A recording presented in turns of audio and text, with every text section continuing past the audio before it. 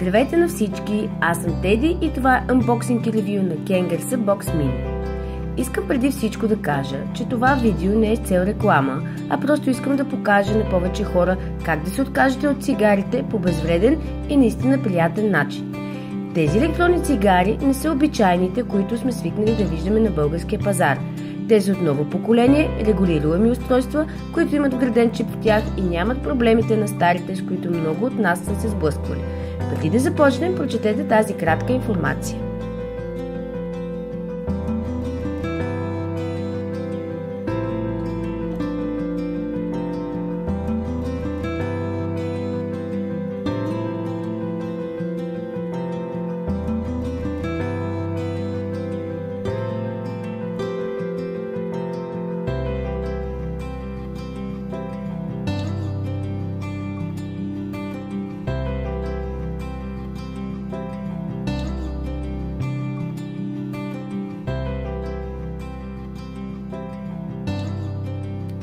Ето това наистина е много добре изработена опаковка и създава усещането на добре опакован скъп смартфон.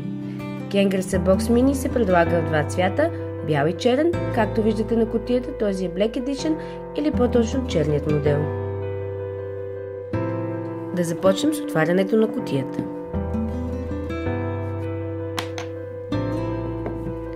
Капачето отстрани е с магнит.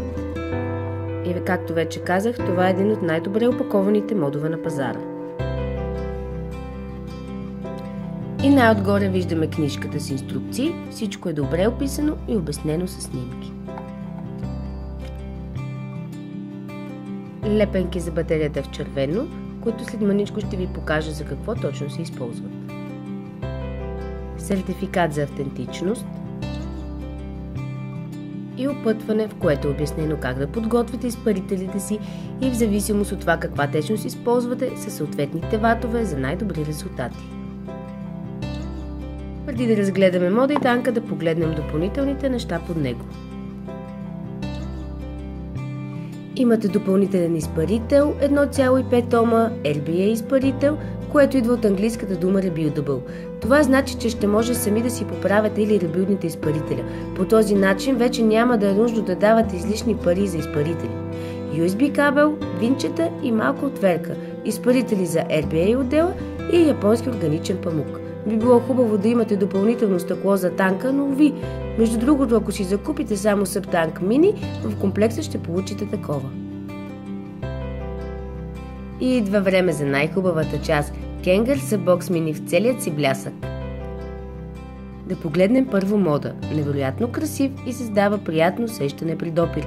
Изработен е изцяло от алуминий с керамично покритие, с изключение на бутоните, които са пластмасови, но не се усещат евтини в никакъв случай. Това е Fire бутона, който нагрява изпарителя, който от своя страна нагрява никотиновата течност и я превръща в пар. Дисплеят плюс и минус бутоните за нагласене на ватовете и в долната част на мода се намира USB входът за зареждане. Най-отгоре виждаме 5-10 конектора и надписа K-Box Mini. Искам само да отбележа, че конектора не е на пружина като някои други модове и е възможно някои танкове да не паснат на него, но повечето, които съм пробвала, работеха перфектно. Отстрани на мода е капачето на батерията, което е на магнит и е изключително удобно за махане и поставяне. Сега идва време да сложим батерията, която за съжаление не е включена в комплекта. Аз съм си приготвила предварително 18650 High Drain презреждаема батерия LG 2500 мАч, 3,7 В, 35 А. Избрах я в червено, ето заради този отвор на капачето, на който виждаме логото Kangaroo. Той е сложен там умишлено за приток на въздух на батерията за нейното охлаждане и оптимална работа. И тук идва момента, в който ще ви покажа за какво са стикерите в червено. Ако нямате червена батерия, просто залепете един от стикерите върху батерията, с която разполагате. Сега е време да пуснем мода. Нужно е да натиснете Fire бутона 5 пъти. Виждаме Kangaroo. Мода е 50 ватов и да отбележа само, че няма температурен контрол и може да използвате изпарители само от кентал и никел хром. най-лявата част виждаме индикатора за батерията и до него са волт индикатора и този за съпротивлението, а най-вдясно са ватовете. За да нагласите ватовете, с които искате да изпарявате, само натиснете плюс или минус бутона. Мода работи в диапазон от 7 до 50 вата. Аз лично предпочитам да изпарявам на около 20.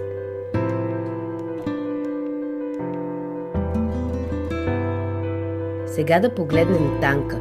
Не по-малко красив от мода, както виждате, отцветен в черно и червено и с керамично покритие, за да си подхождат идеално. Капацитетът му е 4,5 мл. Да погледнем отдолу. 5-10 конектора, надпис SubTank Mini. В долната част на танка имаме два отвора за въздух, които може да регулирате. Аз лично предпочитам голям въздухопоток. Сега да отворим танка и първо да погледнем изпарителят, който е в него. Това е изпарител 0,5 Ома с нова усъвършенствана вертикална намотка. Предишните изпарители на Кенгър бяха с хоризонтална. Преди да напълним танка е нужно да подготвим изпарителя, както е описано в опътването.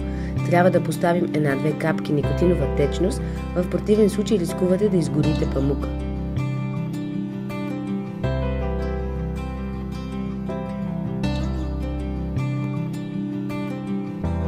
Сега е време да напълним танка.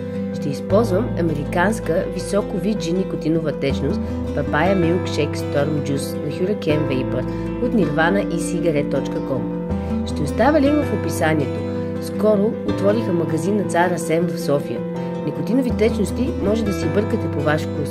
Базови разтвори и овкусители, готови никотинови течности, изпарители и както също и самия стартер кит може да си купите от gigadrinks.com. Също ще поставя линк в описанието. Днес погледнах, че и на двата модела K-Box Mini пише няма наличност, но съм сигурна, че скоро ще има. Искам да кажа, че нямам нищо общо с сайтовете, които съм споделила и това не е реклама. Просто това са сайтовете, които ползвам.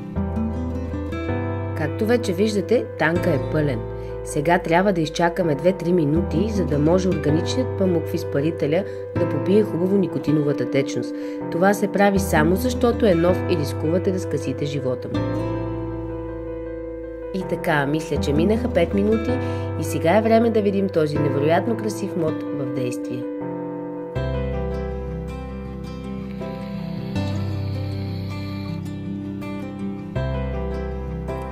Вау! Аромата и количество пара, които ще получите от този мод, са невероятни, а тази никотинова течност е наистина страхотна и оставя сладък и приятен вкус в устата. Това беше ревюто на невероятния Кенгър SubBox Mini Starter Kit. Надявам се, че видеото ви е харесало и ви е било полезно. Ще се видим пак!